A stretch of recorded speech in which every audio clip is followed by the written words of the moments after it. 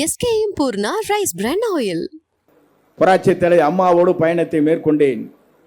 இன்று தளபதியோடு அந்த பயணத்தை நான் மேற்கொண்டிருக்கிறேன் என்று சொன்னால் அதற்கு காரணம் எனக்கு தெரியும். இங்கே அமர்ந்து கொண்டிருக்கிற அறநிலையத்துறை சொல்லுகிற போது அமைச்சர் அவர் இங்கே குறிப்பிட்டார். பொதுச்செயலாம் பேச இருக்கிறார். அர்ஜுன் அவர்கள் பேச இருக்கிறார். நான் ஒன்றை சொல்ல விரும்புகிறேன். 1972 புரட்சி தலைவரோடு பயணத்தை மேற்கொள்கிற போது அவருடைய இயக்கம் 100 நாட்கள் இருக்க போகிறதா என்று கேட்கின்ற போதுதான் அவர் உயிருள்ளவரை தமிழ்நாட்டின் நிரந்தர முதலமைச்சர் என்ற வரலாற்றை படைத்தார்.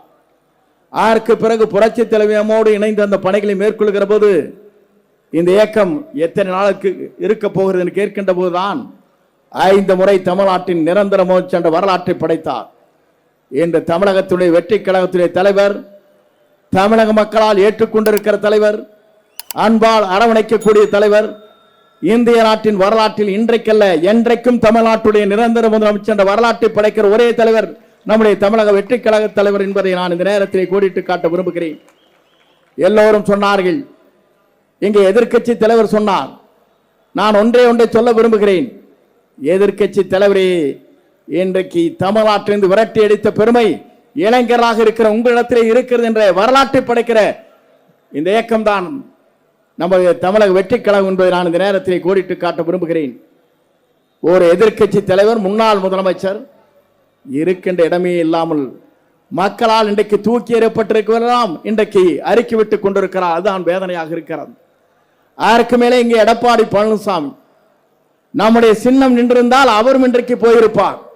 அதுதான் நடந்திருக்கும். இங்கே மரதம் அவர்கள் சொல்லுகிற போது சொன்னார்கள், குதிரை பேரம் என்று சொன்னார்கள். கொள்ளை பேரம் நடைபெற்றுக் கொண்டிருக்கிறது.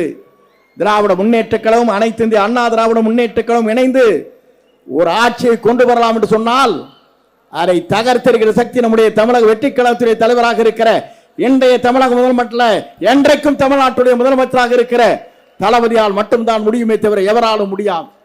நானை குறிப்பிட்டு காட்டுவதற்கு காரணம் இங்கே சொன்னார்கள். பல பேர் பேசுகிற போது சொன்னார்கள், அவருடைய ஆற்றலும் சிந்தனையும் தொலைநோக்கு பார்வையும் நான் பார்க்கின்ற போது இந்தியாவிலே எந்த தலைவருக்கும் இன்றைக்கு இல்லை என்ற வரலாற்றை படைக்கிற தலைவராக தமிழக வெற்றி கழகத்துறை தலைவர் தளபதி அவர் இன்றைக்கு விளங்கிக் கொண்டிருக்கிறார். நான் குறிப்பிடுவதற்கு காரணம், இங்கே பேசுகிற போது எல்லோரும் நினைத்தார், இங்கே நின்று கொண்டிருக்கிற இளைஞர்களை நான் பார்க்கிறேன், உங்களுக்கு வயதை பார்க்கிறேன். எல்லோரும் இன்றைக்கு 20 வயதிலிருந்து 25 தாண்டுகிற இளைஞர்கள் இங்கே இருக்கிறீர்கள். அதைத்தான் காணுகிற போது மற்ற இளைஞர்களும் நான் பார்த்தேன், குழந்தைகளையும். 10 வயது குழந்தை எங்களுடைய தொகுதியிலே ஒருவர் இருந்தார். அந்த குழந்தை ரமேஷ் என்கிற குழந்தை. அந்த குழந்தை அவர் பாட்டியை அழைத்து செல்லுகிற போது 8வது வார்டு கரட்டடிபாளையம் என்ற இடத்தில் அந்த பாட்டி இடத்திலே சொல்லுகிறான், விசில் சின்னத்திற்கு வாக்களிக்க வேண்டும். கையை பிடித்துக் கொண்டே ஓடுகிறான். அப்போது பூத்திலே இருக்கின்றவர், நின்று விடுங்கள், யார் அவருக்கு வாக்களித்தார் என்பதை நீ சொல்லிவிடுவாய், ஆகவே உன்னை அனுமதிக்க முடியாது என்று சொன்னவுடன் கீழே இருந்து பிறண்டா அந்த கடைசிக்கு இந்த கடைசிக்கு ஓத்தில் உட்காந்து அத்தனை பேர் எழுந்துட்டாங்க பயந்துட்டு, என்ன நடக்க போகுதோ என்று. பாட்டி வாக்களித்து விட்டு விசில் சின்னத்திற்கு வாக்களித்திருக்கேன் சொன்னதற்கு பிறகுதான் அந்த பையன் எந்திரிச்சான். நீங்க இப்ப 20 வயசுல இருக்கிறீங்க, 11 வயசுல இருக்கிறான், நாளைக்கு 18 வயசு ஆகிறவரை அவன் வந்துடுவான்.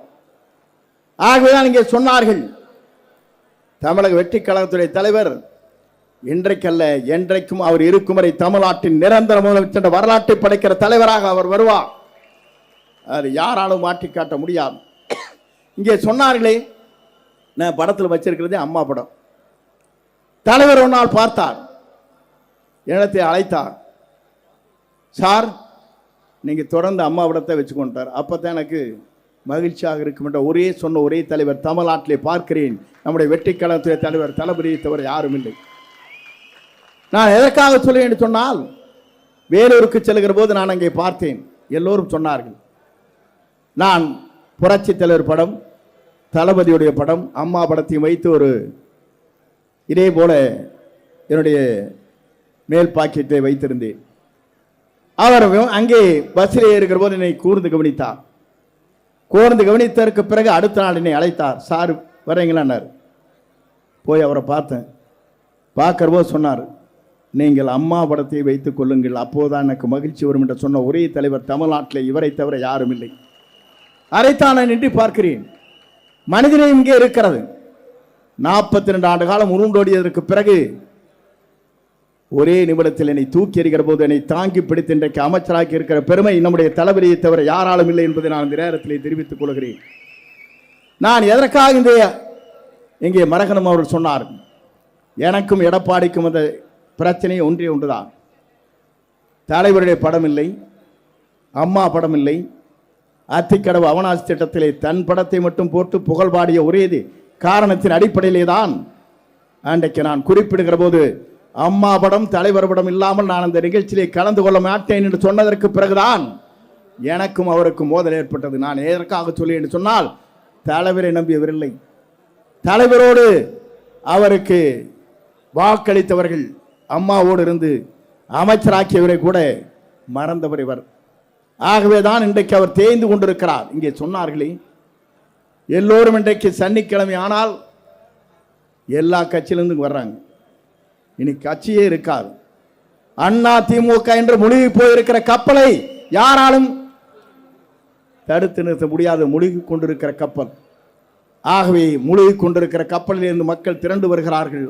முன்னாள் அமைச்சர் வருகிறார்கள், சட்டமன்ற உறுப்பினர் வருகிறார்கள், இன்னும் சட்டமன்ற உறுப்பினர் வருவார்கள். ஆகவே நீங்கள் காத்திருங்கள், வெற்றியை தேடித்தாருங்கள் என்று அழைத்து விடைபெறுகிறேன். நன்றி, வணக்கம். SKM Poorna rice brand oil. மின்னம்பலம்.com தமிழின் முதல் மொபைல் பத்திரிகை.